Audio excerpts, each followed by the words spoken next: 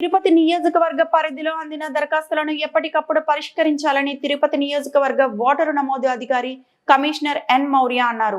రాష్ట్ర ఎన్నికల ప్రధానాధికారి ఆదేశాల మేరకు శుక్రవారం నగర పాలక సంస్థ కార్యాలయంలో వివిధ రాజకీయాల పట్ల ప్రతినిధులతో సమావేశం నిర్వహించారు.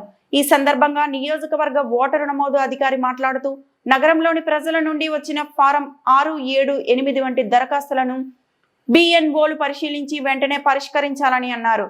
కొన్ని రాజకీయ పార్టీల తరపున బూత్ లెవెల్ ఏజెంట్లను ఇంకా నియమించలేదని త్వరగా నియమించుకోవాలని అన్నారు. ఇప్పటి వరకు ప్రజల నుండి వచ్చిన అన్ని దరఖాస్తులను పరిశీలించామని వాటి వివరాలు అందుబాటులో ఉంచామని తెలిపారు. ఏవైనా ఉంటే తమ దృష్టికి తీసుకురావాలని ప్రతినిధులను కోరారు.